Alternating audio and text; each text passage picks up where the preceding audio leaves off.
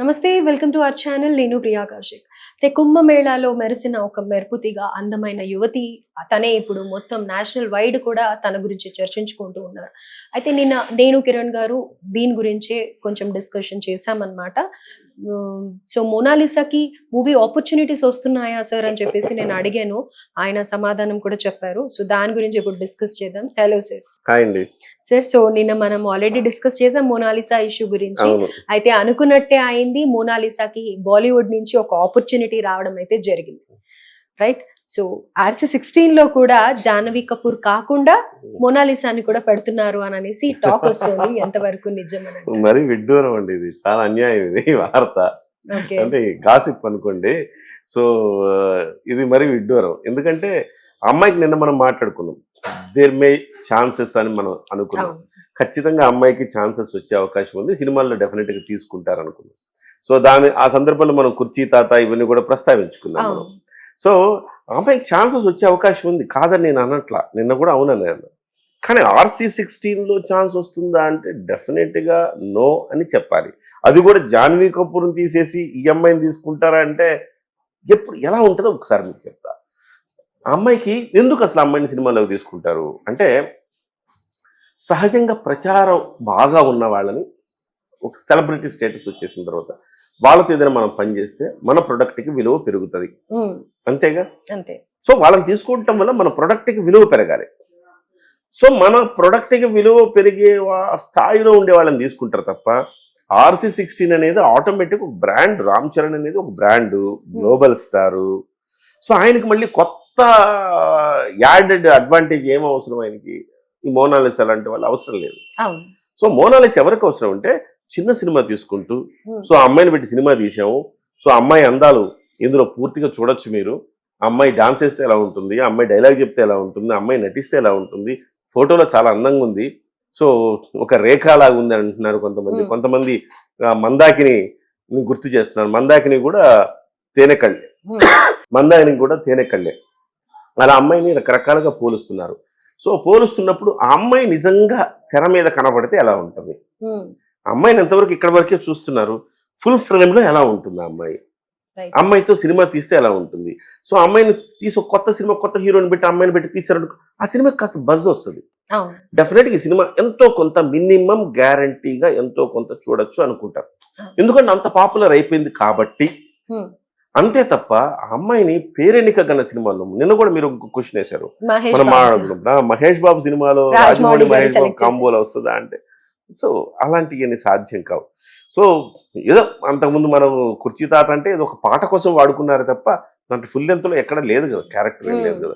Just ఆయన పాట బాగా పాపులర్ అయింది కాబట్టి ఆయన ఆ వర్డ్ని ఉపయోగించి మాట్లాడారు. సో అలాగే ఇవాళ మోనాలిసాకి సంబంధించి కూడా కొత్త సినిమా ఒకటి ఆల్రెడీ బాలీవుడ్ ఒక డైరెక్టర్ నేను చేస్తానని చెప్పాడట. ఆ వార్త వైరల్ అవుతుంది. డెఫినెట్ గా ఆ అమ్మాయికి ఆ ఆపర్చునిటీ వస్తుంది. డెఫినెట్ గా అమ్మాయి నిజంగా అమ్మాయిలో కళ్ళే కాదు కళలు కూడా ఉన్నాయనుకోండి, ఖచ్చితంగా అమ్మాయికి ఎంతో కొంత భవిష్యత్తు ఉంటుంది. పూసల మీద దశ నుంచి మ్యానుఫ్యాక్చరింగ్ స్థాయికి వెళ్ళే దశ వరకు అన్నట్టుగా అమ్మాయి జీవితం కొంత బాగుపడే అవకాశం ఉంది, అది కాదని లేదు. కానీ మీరు నిన్న చూసారా ప్రియాంక గారు విజువల్స్?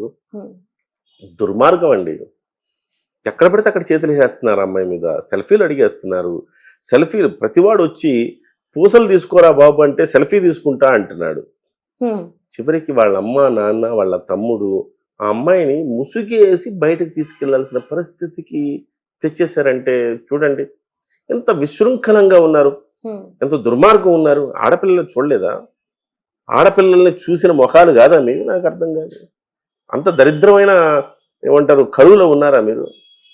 ఆడపిల్లని చూడంగానే ఒక అందమైన ఆడపిల్లని చూస్తే సెల్ఫీ తీసుకోకుండా ఉండలేరా?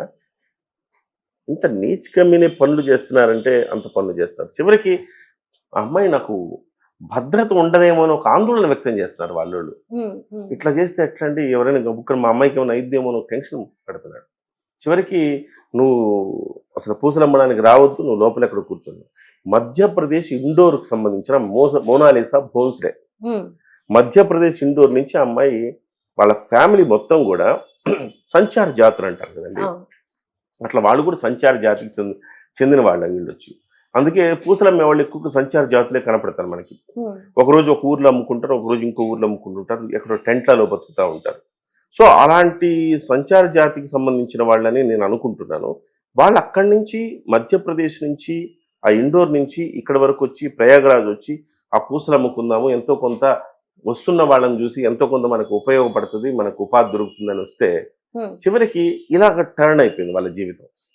సరే బాగా మంచి పేరు వచ్చింది అమ్మాయికి ఏమైనా మంచి భవిష్యత్తు ఉందనుకుంటే ప్రతి ఒక్కడు ఇట్లా లాగి సెల్ఫీలు తీసుకుంటున్నాడంట, ఎక్కడెక్కడో టచ్ చేయడానికి ట్రై చేస్తున్నాడు. ఇంత దుర్మార్గంగా ఇంత కరువుతో వ్యవహరించడం అనేది కరెక్ట్ సరైన పద్ధతి కాదు. సో ఒకళ్ళ ప్రైవసీని భంగం చేయడం కూడా మనకు తప్పది. సో ఏదో చూసామా చేసామా అన్నట్టు ఉండాలి కానీ అమ్మాయి ఫోటో చూసాం ఆనందించాం, ఓకే బాగుందన్నాం, నలుగురికి మీరు షేర్ చేశారు, అంతవరకు ఓకే. అమ్మాయికి అది మంచి భవిష్యత్తుని ఇచ్చేలా ఉండాలి కానీ అమ్మాయిని భయపెట్టేలా ఉండకూడదు కదా. డెఫినెట్గా ఈ చిన్న చిన్న అంశాలు పరిగణలోకి తీసుకోవాలి. మరి వేలం వెరిలాగా పిచ్చి అదవల్లాగా వెళ్ళిపోయి ఇలాంటి పనులు చేయొద్దని నా మనవి.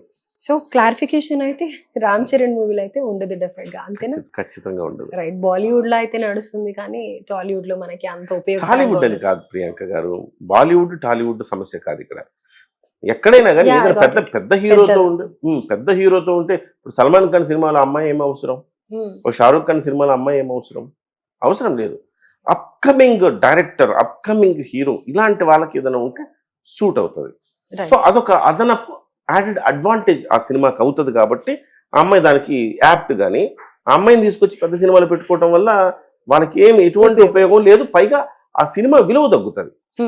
సో చివరికి అక్కడెక్కడో ప్రయాగరాజులో మోనాలిజా అంటే అమ్మాయిని ఎవరో ట్రేస్ చేశారు, చివరికి అమ్మాయిని పెట్టుకుంటే తప్ప నీ సినిమాకి గతి లేదా అంటారు. అది అపప్రద కదా వాళ్ళకి. సో పెద్ద హీరోలు పెద్ద సినిమాలు పెట్టుకో, చిన్నవాళ్ళు ఎవరైనా పెట్టుకుంటే వాళ్ళకి ఏదో యాడెడ్ అడ్వాంటేజ్ గా మారుతుంది. Right sir, thank you so much for the information. Thank you.